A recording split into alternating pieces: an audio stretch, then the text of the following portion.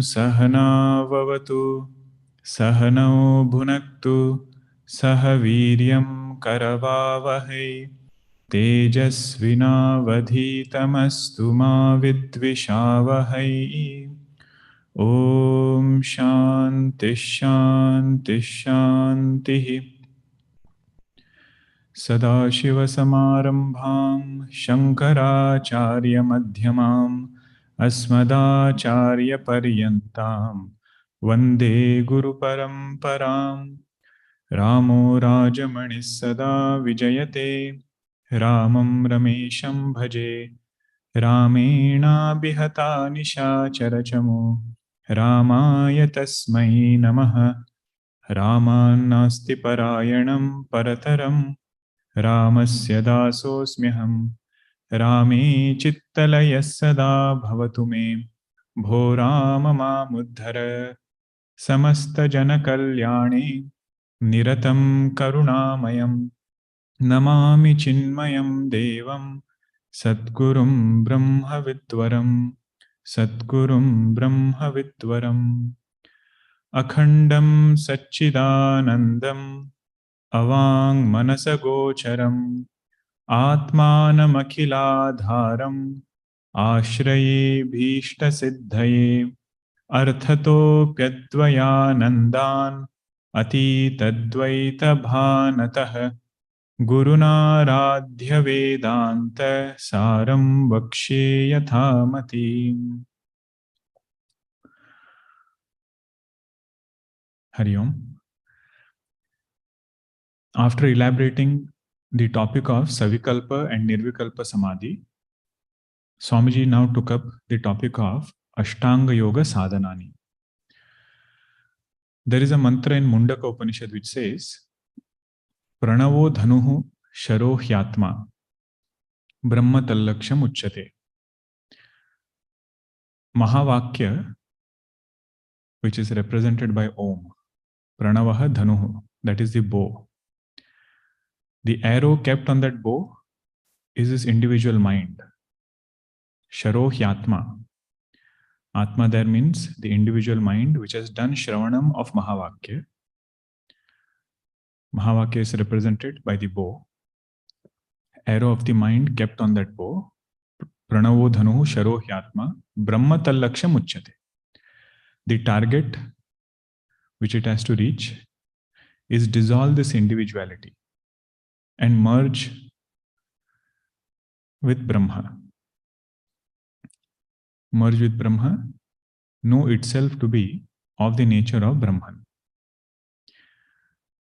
Apramattena vedhavyam sharavat tanmayo bhavet. Without any kind of pramada, without any kind of error, keep your attention on the goal and become one with the goal, just like that arrow becomes one with the target. Sharavat tanmayo bhavet. This mantra is elaboration of meditation process. It's given as a metaphor, but the main idea hinted there is how should one meditate. But what we realize is, if we take a bow and an arrow, and then we have a target in front, on the first day itself we say, I'm going to hit the target. Although we feel we are pulling the string very hard, when we release it, arrow falls here only. Or if at all we hit it with that force, it is not even close to that bull's eye. Forget the outer circles, not even close to the whole target. Not only the bull's eye, they have those rings, right? Concentric rings. Even the outermost ring, it does not touch. This is the journey of a sadhaka when we sit down for meditation. One of our Swamiji would say, initially meditation is like soccer game. That you are playing a soccer game, two teams are there. If one team is very powerful, very overpowering, then this other team, which is little weaker, it doesn't even get to touch the ball. Means whole game, it's only watching and running behind the ball. Somebody else only is taking it away. In between, there is a goal. In between, they celebrate. And we are mere spectators. It happens in the seat of meditation. If we don't prepare ourselves for Nididhyasanam, then whatever time we are sitting, we end up meditating upon everything but Brahman. One of the nature of mind, whenever it becomes quiet, suddenly all creativity comes at that time. Means you might be working on some problem at your work, at home. All new ideas come at that time. Because mind relatively becomes quiet, it feels more active to do other things. Or it could be just too much of thoughts racing in the mind because of vyavahara. In transactions, there were few things which were done because of which the soccer game is very powerful. So half an hour he sits, but when he gets up, net result is not much. So how do you train this archer? How do you make sure that your bow is very strong? Your strength to pull the string is also very strong. And when you send that arrow, it hits the target in the right way. That training is the training of Ashtanga Yoga Sadhana. If you notice here, in Ashtanga Yoga preparation, nothing is mentioned about nature of Atma. Nothing is mentioned about Mahavakya Vichara. Because that part is already done. He attended Vedanta Saar also. Samanadi Karanya he did, Vishesha Visheshana Bhava he did. Then came to Lakshana. So clarity is there as far as the teaching is concerned. But these are some practical facets of meditation by which whatever duration we are sitting, that duration is most productive. The lifestyle that we live, it would be a stretch to say we should meditate 1 hour in the morning, 1 hour in the evening. But whatever time we are able to carve out, in that time, how do we make sure that our meditation is effective? That is this Ashtanga Yoga Sadhana. Let us see the yamas again. 200th verse. Let us chant from there. Asya angani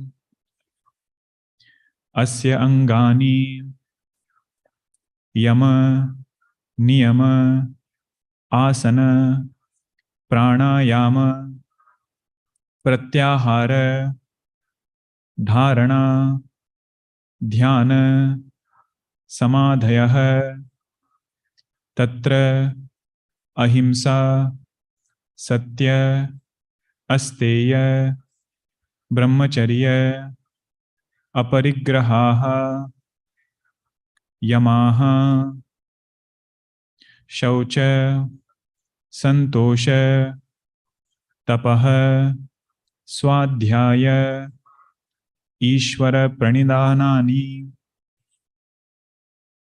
Ishvara Pranidhanani Niyamaha.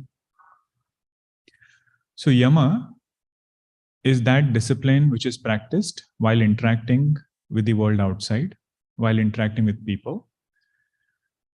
The analogy given was of Dharmaratha.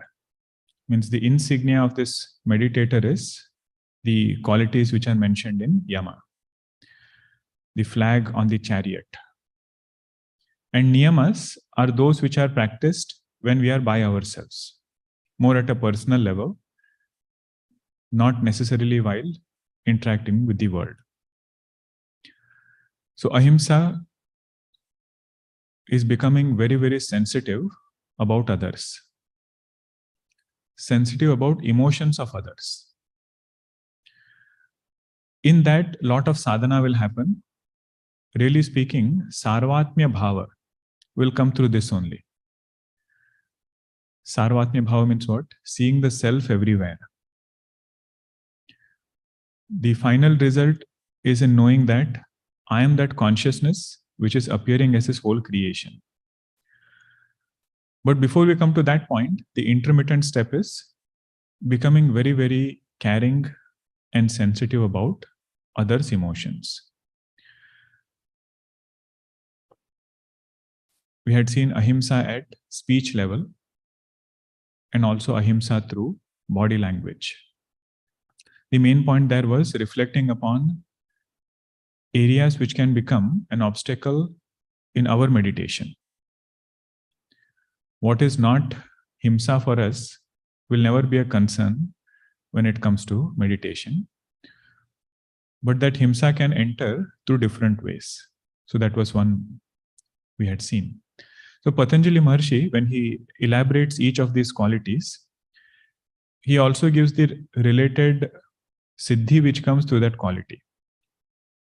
Means he talks about ahimsa, and if somebody is able to live ahimsa 100% without any compromise in their thought, in their speech, in their action.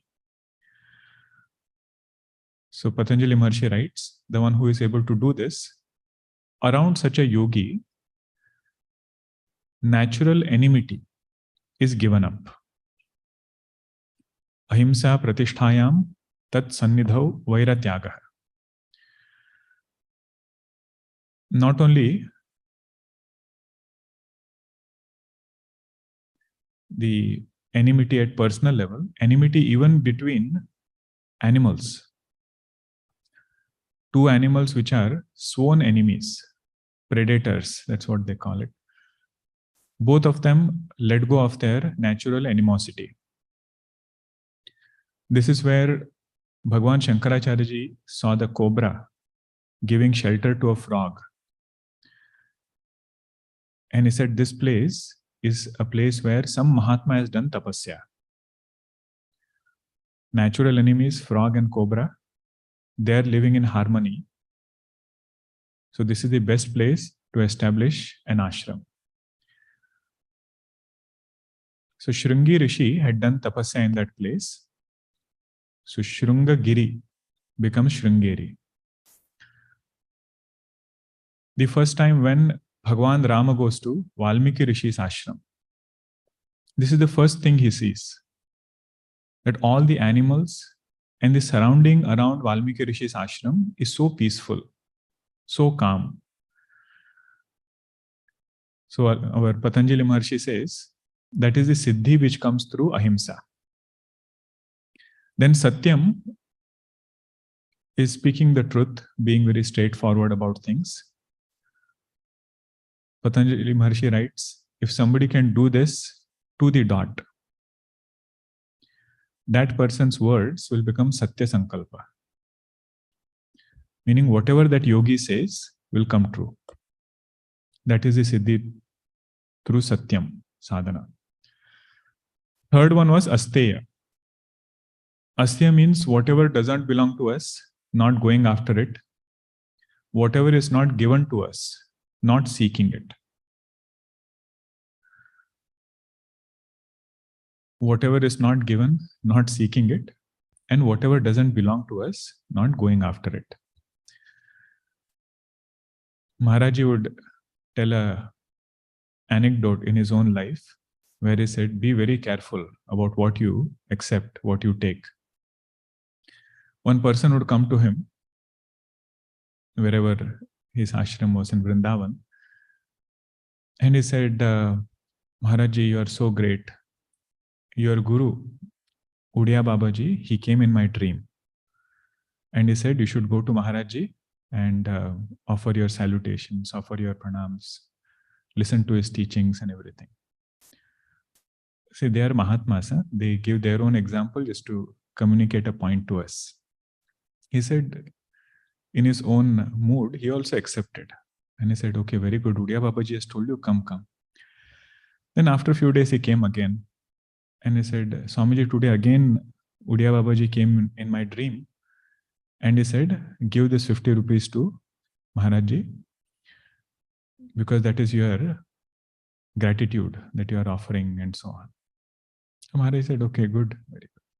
So like this it happened, kept happening many times. He said he would come in my dream and he would take. Then finally this person came and said one day, Swamiji, Udiya Babaji came today and he said, 1,000 rupees which I owed you, go to Maharajji, he will give. Go to him and he will give. Now he said, all the previous things I accepted. Now I could not say no. Either you accept all or reject all. Means he was trying to say, Asteyam is not only objects. Whenever things don't belong to us, he say our goal is to abide in Atma, abide in Chaitanya Swarupa. Why go after anything else? Then comes Brahmacharya and Asteya. Patanjali Maharshiji writes, if somebody can live Asteya sincerely, all wealth will come to that person. Now we don't have to elaborate these Siddhis. I'm just mentioning whatever is given there. These Siddhis are also just to show that these practices have power. It is not to make us go after those Siddhis or anything, but they are not just written for the sake of writing. If somebody does it, it has a lot of power that can come. So Asteya is that, receives all the wealth. Then Brahmacharya. Brahmacharya is Vairagya from physical body. The biggest obstacle in going beyond samsara is this physical body. So Goswamiji writes, the entire ocean that Hanumanji crossed over, that is this Deha Abhimana. Kunapa Abhimana Sagara Bhayankara Ghora. Different people tried and they said they can only go halfway. Angadji said, I can go, but these bhogas are so powerful, I can get stuck there in Lanka. No guarantee of return journey. Somebody who is Ramaduta and soaked in devotion to Bhagwan, that person can hope to cross over. That is this Brahmacharya, and Patanjali Maharshiji writes, the power of Brahmacharya is spiritual energy. Manasika Urja. Whatever is needed for the spiritual journey, that will be attained through Brahmacharya. Ahimsa, Satya, Asteya, Brahmacharya. Last one is Aparigraha. Aparigraha is very hard to generalize. Parigraha means holding on more than what we need. Now, what a person needs depends upon where they are placed in life. Depends upon what type of work they do, what type of lifestyle they lead. Based upon that, we will have to draw a line for ourselves. Honest inquiry into what is a need and what is a desire. And also getting this conviction that more things we hold on to, more baggage it brings, more attention it demands. So doing it in a way that mind is free, it is free from clutter, it is available for some subtler chintana. That is aparigraha. I had shared this story of Bhagwan Ramana Maharshiji, if you remember, Sadhu and the three stones. Did I share in this class or no? Okay, there are many classes, you don't know which one you shared. There was one, so Bhagwan Ramana Maharshiji, he was sitting on his bed and devotees had brought a new comforter for him. Comforter means a bed sheet kind of a thing. And whenever you get anything new, there will be different opinions. Somebody said it's too thick, somebody said it's too slippery, and this and that. Bhagwan said, I'm okay. I'm happily sitting here. There's nothing wrong. And he said, more you hold on to those things and be very particular about things, that is the door for sorrow to enter. Whatever things we are too particular about, which is not really speaking a necessity, that is the door for sorrow to enter. Then he said there was a sadhu who lived with 3 stones. Whenever it was time to meditate, he would put the 3 stones one on top of another. So it would be a little bit elevated and everything would be going by him. If there are any creatures or anything, they'll go by him. When he had to sleep, he will put them horizontal. So it would again be a bed for him. Water would flow beneath. One day a king saw him and he said, "Look at this sadhu, living such a difficult life." He said, "Come to my kingdom, I'll arrange for your stay." Now, sadhu could not say no to a king, so he comes to the kingdom. This king arranges a lavish room for him. Everything is there, chandeliers, all lighting, everything is done. Comforter, the best one, everything is kept. One night passes by, next day the king comes and meets that sadhu. He says, "See, this is what a life should be. And you are living there with 3 stones. How was your stay?" The sadhu said, "Stay was very good, Maharaj. Stay was very good. Whatever is there is here also." The king didn't understand. He said, "What do you mean? Whatever is there is here also?" Then looks at his bed. There are 3 stones which are kept. What was there is here also. He says, "My contentment doesn't depend on anything else." This is the verse in Bhajagovindam. Suramandira taru moola nivasaha. Shayya bhutalam ajinam vasaha. Sarva parigraha bhogatyaga. Sureshwaracharya says, "Kasya sukham na karoti viraga." That verse in Bhajagovindam is written by Sureshwaracharya. He says, who is there in this world to whom vairagya means minimalistic life and elevated thoughts? Both are important. Huh? We cannot just pull back from the world and not have greater things for this mind to hold on to. Because until now, mind was holding to objects or something outside and deriving joy. So it should become free from within. That is this aparigraha. And the result of aparigraha is, Patanjali Maharshiji says, the past, present and future become known to that person. Past, present and future become known to that person. Now these are the 5 yama. Then comes niyama. Something that we practice when we are on our own. Cheerfully and happily we practice them. The first niyama is shaucha. Shaucha means cleanliness, purity outside, surrounding physical body level, and purity in thoughts. Both are important.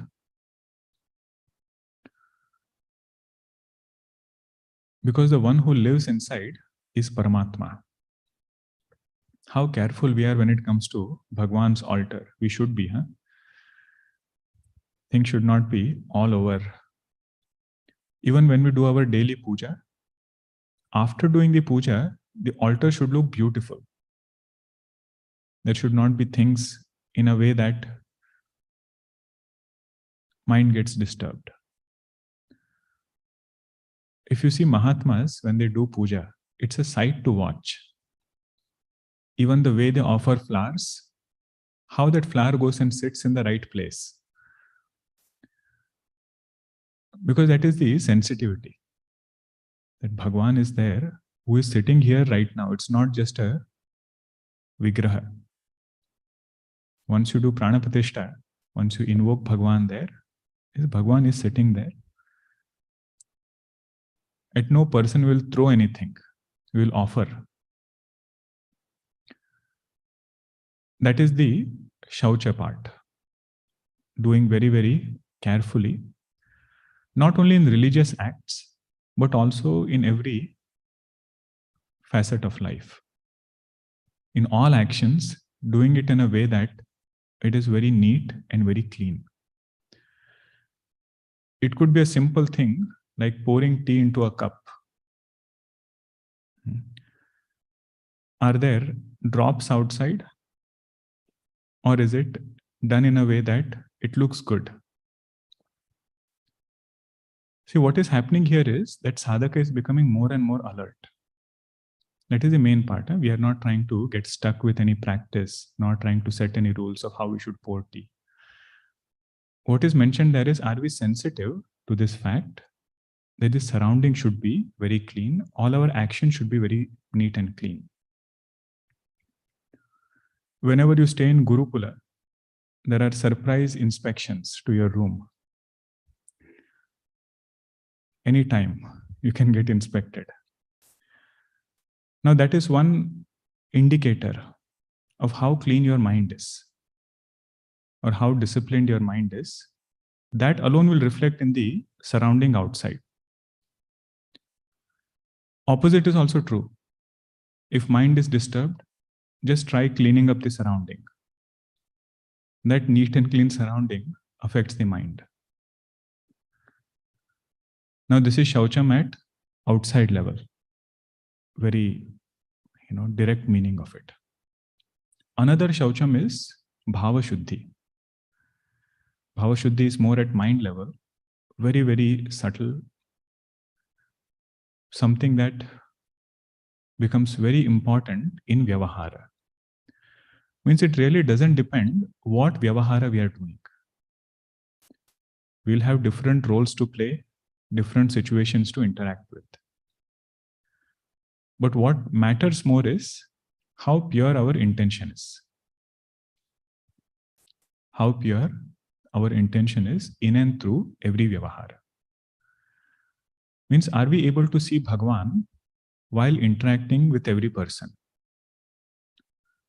That is the best way of Bhava Shuddhi. Whoever is our Ishta Devata, doing pranams to Bhagwan in and through that person. Now it could even be a child, not necessarily somebody older or our own age. Even a child, when this person interacts with, the best way of Bhava Shuddhi is to see Bhagwan there and then do the interaction. Goswamiji says, Sabamaniya Rama ke nate. All relationships I accept only by keeping Bhagwan in between. That is this Bhava Shuddhi, that is Shaucham. Now in all other Yama and Niyama, Patanjali Maharshiji writes only one line for Siddhi. But for this particular sadhana, he gives a list of things which will happen. For Shaucham outside and physical body level, he says if somebody can do that, they will get Vairagya from physical body. The result of cleanliness is they will get Vairagya from physical body. Second, he says they will get Manaprasada. Manaprasada means a cheerful mind, a pleasant mind. In particular, Bhava Shuddhi, we can appreciate that.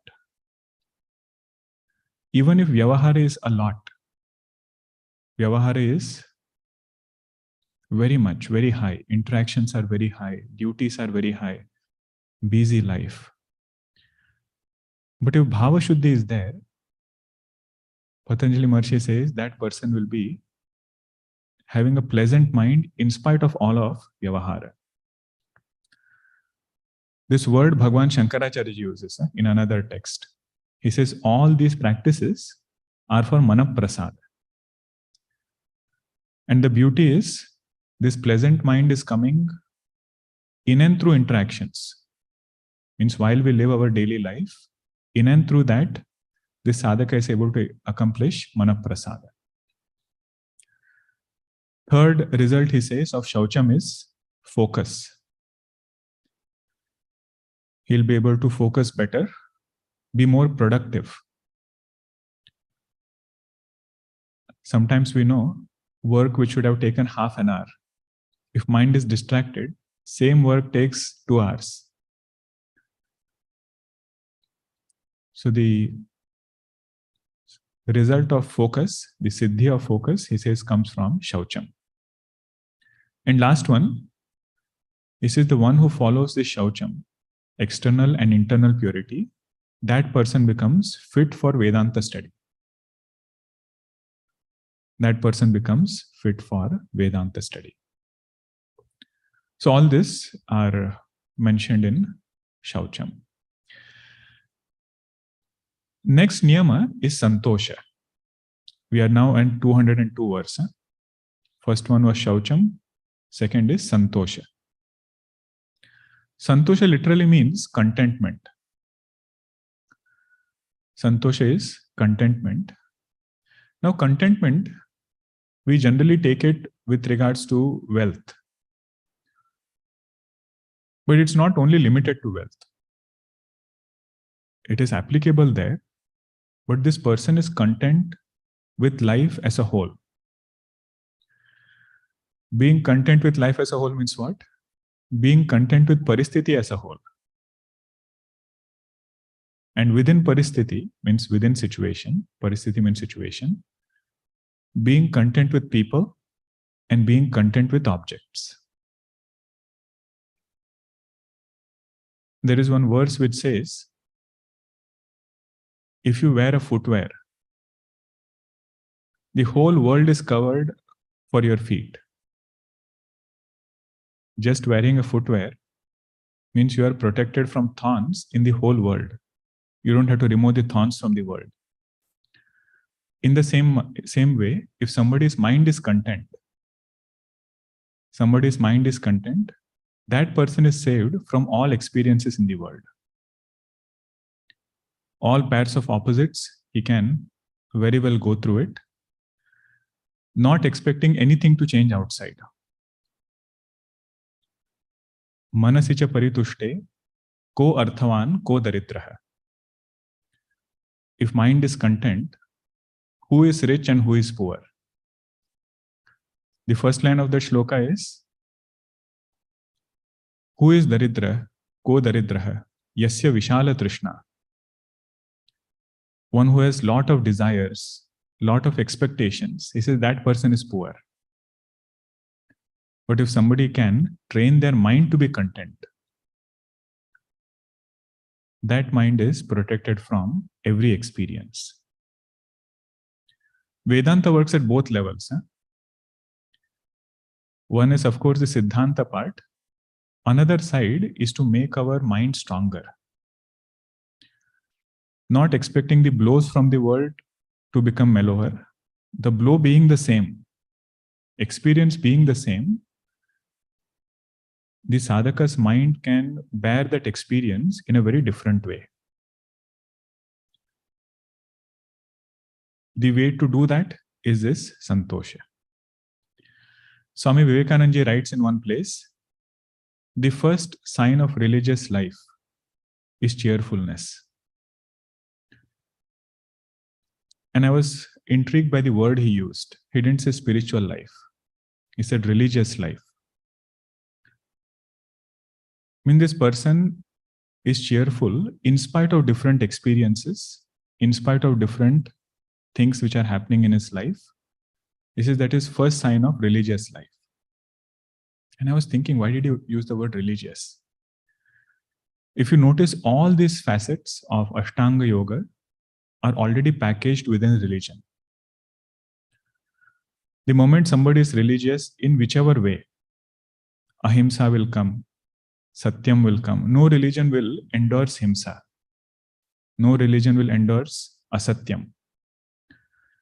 And all Yama Niyamas, Asana, Pranayama, everything is packaged. What he says, the sum and substratum of religious life is cheerfulness. One who is santushta, content. Patanjali Maharshiji says, the one who is able to do this, one who can practice santosha, he gets anuttama sukham. Anuttama Sukha means unexcelled joy, unexcelled happiness. Now remember, he has not even started meditation. This is still preparation for meditation. Meaning his lifestyle is such, he has trained his mind to be cheerful. That itself gives a lot of joy. We should ask ourselves, where does this mind become discontent? What are the triggers? In the discussion on that Patanjali Yoga Sutra, it is that there are two triggers. One is regrets of the past. Second is anxiety of the future. Two things are there which agitate this mind. Either it goes back in the past and is regretting over something, or it is going in the future and projecting something. That projection itself gives a lot of agitation, discontentment, and so on. So this sadhaka is somebody who is able to remove both of it. And when we try to do that, we'll realize it's not easy. To remove anxiety of the future without some kind of shraddha, without faith in some higher power, next to impossible. That's why the later niyamas are going to come, Ishvara Pranidhana. So whichever yama we are studying, whichever niyama we are studying, we should also try to reflect upon what is it that will help me practice this. If I say I have to be santushta, I have to be content, how do I make sure that I am content? What can help me in being content? That will lead us into bhakti. The one who is giving things, he knows the best. Why should we insist on something more? Okay, so this was santosha. Then comes tapaha. Tapaha means willingly taming the impulsive mind. Knowingly or willingly taming the impulsive mind, that is called as tapas. Puja Gurudev has a quote where he says, not to do what you feel like doing is true freedom. Not to do what you feel like doing is true freedom. Means every day, Bhagavan gives us a clean slate. And he says, whatever experiences you have had until now, more or less similar experiences are going to come. But try if you can respond differently to those same experiences. Before starting on path of sadhana, mind did whatever it wanted to do. He says, after you are a sadhaka, try to train this mind not to do what it feels like doing.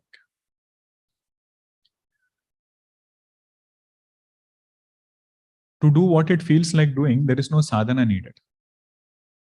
You remember the example of Yudhishthira? When they come out from Hastinapura, they go into the forest. Every brother comes, turn by turn, to shout at Yudhishthira. And he says, you should get angry. You are too soft. Yudhishthira says, to get angry, you don't need sadhana. You don't need sadhana to get angry. You need sadhana to overcome anger. And if somebody is able to do that, that is more appreciable than just getting angry. So not to do what we feel like doing, that is tapasya. And 17th chapter, Bhagavan elaborates it at body level, speech level, and mind level. If you are attending other sessions, then it will all connect together. We had seen this in Bhajogovindam session. Tapasya at speech level is one of the most important tapasya. That is why one sadhana is to be in maunam. Maunam at speech level. When one teacher said to the disciple, you should be in maunam. The disciple said, oh Guru, every day I'm in maunam 6 hours to 7 hours. He said, very good, 6 to 7 hours. He said, in sleep. When I sleep 7 hours, that is my maunam. I say, no, we need maunam in Jagrata Avastha. See, one maunam is not speaking verbally. Second maunam is not having the desire to speak. That maunam is more at mind level. Bhagavan Shankaracharya ji in Aparoksha Anubhuti says, Gira maunam tu balanam. We are all balakas only, huh? So it is for us only, he is saying. The first step of maunam is not speaking through speech, but really speaking, maunam is at mind level. Where no thoughts are rising, there is no urge to speak. But more moderation in speech, that becomes our tapasya. Maunam literally is to help this kind of thinking. In Bhagavad Gita, Bhagwan's emphasis is not on extremes. Means he doesn't endorse too much, just being in solitude, not speaking at all. Other extreme, of course, we don't want. Speaking all the time.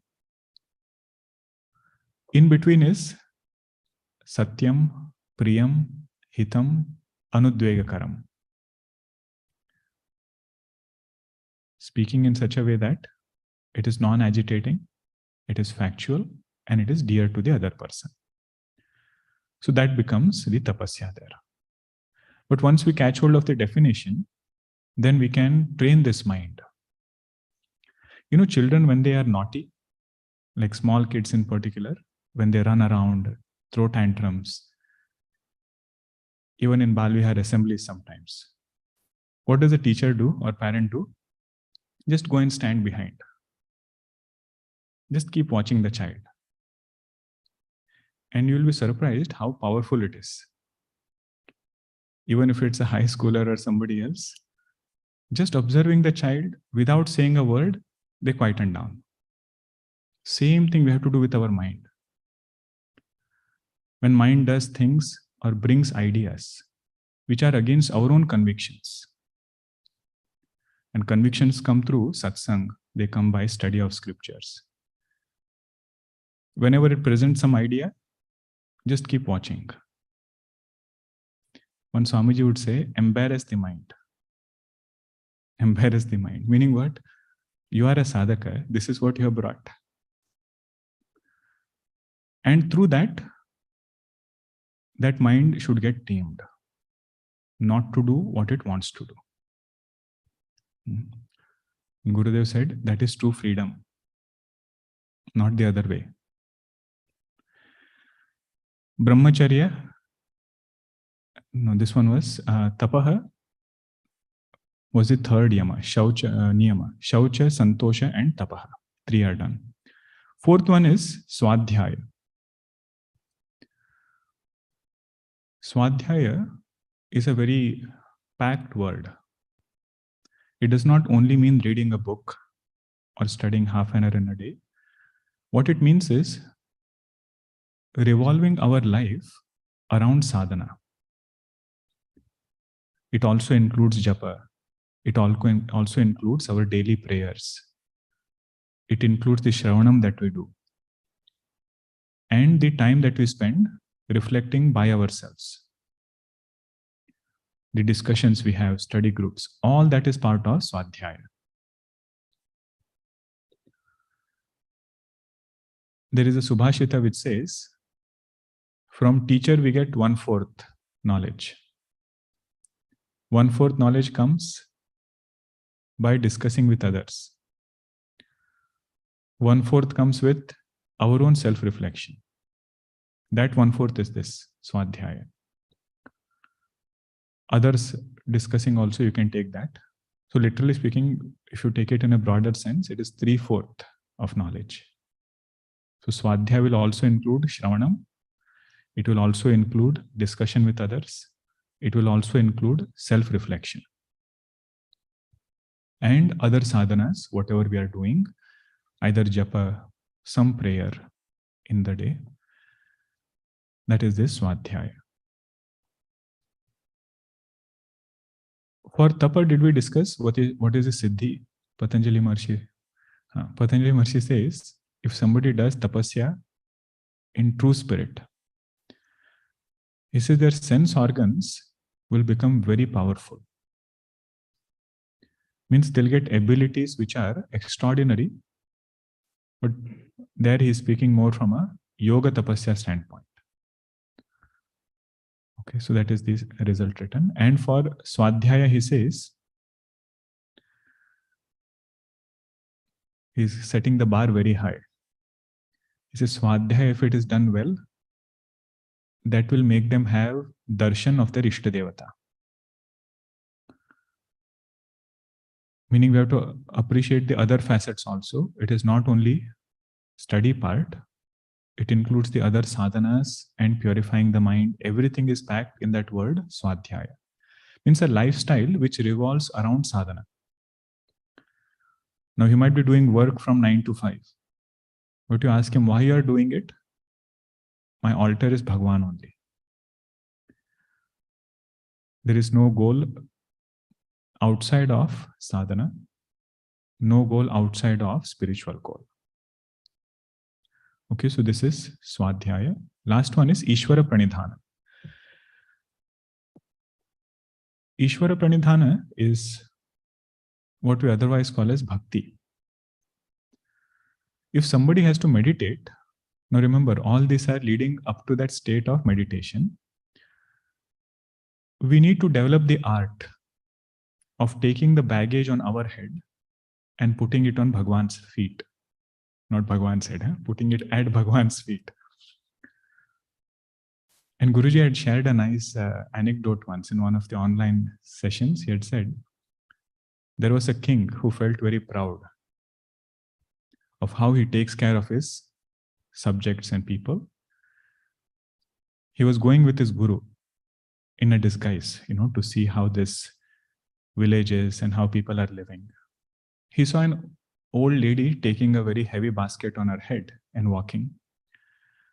This king said, can I help in that disguise? He was there. Can I lift it? Can I carry it for you? She said, okay.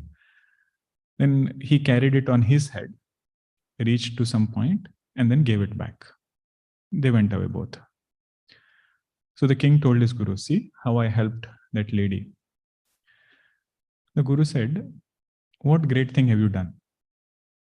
You took that weight, no doubt. But end of the day, you gave it back to her only, right? He said, Bhagwan is unlike you. Whatever you keep at his feet, that thing is gone forever. Means the worry about that thing is gone forever. Without this ability, it is very, very hard to meditate. In the moment we sit down, all the things that are concerning, everything comes at the same time. And very quickly we should realize there is never going to be a time when the ocean is going to be without waves. Means our life free from any challenges. Everything is perfect, nothing to worry about. 3 Shantis, what we chant, right? Adhyatma, Adhibhuta, Adhidaiva. Those 3 Shantis are only to pray that at least for this duration of meditation or Shravanam, please keep those 3 tapas away. The prayer is not to say, Bhagwan, make these 3 disappear from my life. Bhagwan says those 3 are there for you to do vichara. When we say punarapi jananam, punarapi maranam, the afflictions which come from body, mind, and the world outside, that is why he is seeking freedom from rebirth. If staying in human body, staying as a jiva, somebody wants perfection. This is Vedanta Vichara has not started yet. The quest for moksha begins when we see limitations in the world. That is how it began for Lord Buddha. That is how it began for somebody like Puja Gurudev, Swami Vivekananda ji. So they never sought perfection in the world outside, but they were able to go through those imperfections on the strength of devotion. So we should keep thinking, how is Ishvara Pranidhana related to meditation? So the ability to have a free mind, ability to have a mind which can do chintanam and not chinta, that ability comes from Ishvara Pranidhana. Somebody asked Ramakrishna Paramahamsa, whenever you think about God, should I think about him as formless or with form? Should I think about God as formless or with form? Ramakrishna Paramahamsa said, God is like ocean, but because the temperature is cold, it gets frozen in between. Meaning, God in his essential form is formless, but because of the prayer of a devotee's heart, that cold which is there is devotee's heart which is praying, that same formless ocean can crystallize now and then into a block of ice. He says that is avatara. Formless taking a form, that is avatara. And then when the sun rises, he says that form melts away into the water. That avatara dissolves back into Shuddha Chaitanya. That is where it will take us. Both we have to be comfortable and both we have to appreciate. Ishvara Pranidhanani. Next one is asana. So we saw Yama, we saw Niyama. Third one is asana. Karacharana Adi is 203. Karacharana Adi Samsthana Vishesha Lakshanani Padma Swastika Adini Asanani. Karacharana, hands and legs. Samsthana Vishesha Lakshanani, placing them in a specific position. See how technically they define things. What is asana? Placing your hands and legs in a specific way, such that you can come out also on your own. Because yogasana is very tricky sometimes. While going, you go on your own. While coming out, you need 3 people to support. But we don't have to go with any extreme asanas. That's why they have one asana called as Sukhasana. Folded legs, what we sit. That is called as Sukhasana. Patanjali Maharshiji defines asana as Sthira Sukham Asanam. Sthira Sukham Asanam means whatever gives you a firm position, where you can sit in a firm way and sit happily. Means it should not push you into movements. And nowadays it's cold. If you are wearing the jacket and then sitting in meditation class, you know precisely who is moving where. It keeps making that sound. Gurudev's meditation sessions, if you see, lot of emphasis is there on holding the body still. And he will guide also in that way. In a way that you are putting forth effort to hold the body still. And then he says, watch your mind. If you can hold your body still for 15 minutes, watch your mind, it has already become calm. That is the importance of asanam. For that, whatever we need to do as yogasanam to get a flexible body. That much is the purpose in Vedanta. Our rishis are so wonderful. Even exercise, they tied it with spirituality. They said, if you are doing asanam, do Surya Namaskar. Means with every salutation, you are offering prayer to Lord Sun. So that is the importance of asanam. In Bhagavad Gita, Bhagavan elaborates little more. He says 2 things are important. Where you sit and how you sit.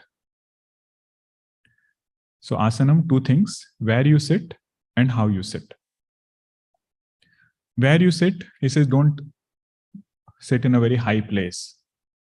See, that advice was given to a sadhaka who probably lived in the forest or, used to meditate in the forest.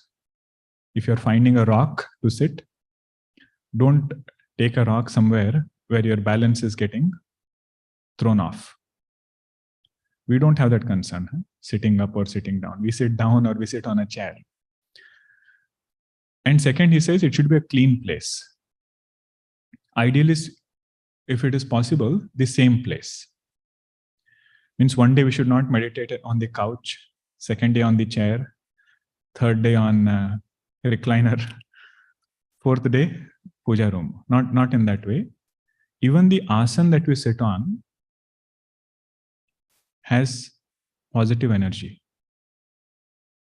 Only those who meditate will be able to appreciate this facet. Bhagavan says there. Even the place that we sit. Now, we don't have to make it very mystic. The main thing here is mind gets used to certain things. You see, in your house also, if you go outside in the courtyard or backyard, wherever you go, some thoughts will come. If you go into the TV room, some other thoughts will come. Go into the living room, go into the bedroom, go into the kitchen. So every place will trigger some kind of unique thoughts. Like that, if you find a place where mind knows that once you sit here, your attention should go on Drushiswarupam gaganopaham param sakrit vibhatam tvajamekam aksharam. It is same muscle memory. Whatever is helping us in other places, same thing will help in meditation also.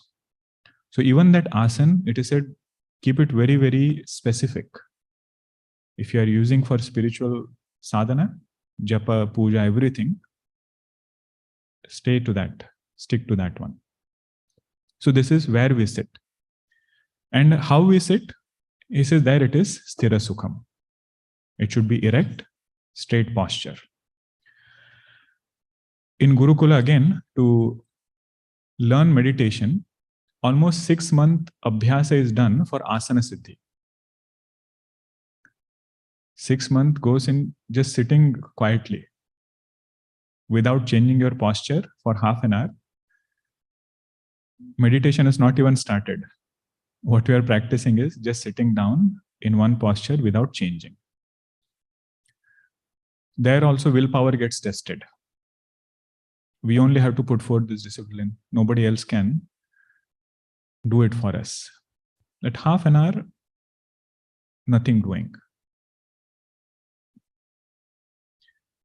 And you'll notice right when you sit, something will start itching. Something will be there where you're forced to come out. That is where we have to work with this mind.